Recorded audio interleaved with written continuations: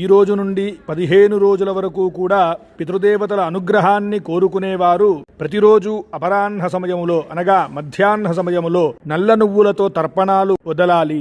ఏకభుక్త నియమాన్ని పాటించాలి అనగా ఒక పూటనే భోజనం చేయడం, బ్రహ్మచర్యాన్ని కలిగి ఉండాలి. ఈ పక్షమంతా కూడా ఒక్కొక్క రోజు తర్పణం చేయడం వలన ఆయా ఫలితాలను పితృదేవతలు మనకి అనుగ్రహిస్తారు. ఇంత విస్తారంగా చేయలేని వారు తమ పితృదేవతలు గతించిన తిథి ఏదైతే ఉందో ఆ రోజున శ్రాద్ధ విధులను ఆచరించిన మంచి ఫలితాలని పొందుతారు. పితృదేవతా అనుగ్రహాన్ని పరిపూర్ణంగా కోరుకోవాలి అనుకున్న వారు, పితృదోషాలు కలిగిన వారు ఈ 15 రోజులు కూడా అలాగే ప్రతి నెల అమావాస్య నాడు బ్రహ్మకృత పితృస్తోత్రమును పారాయణ చేయడం ద్వారా సకల శ్రేయోదాయకం మరియు ఆ క్రమములో నేడు చేసే పితృశ్రాద్ధం వలన తరగని ఐశ్వర్యం కూడా లభిస్తుంది అన్నది శాస్త్రవచనం.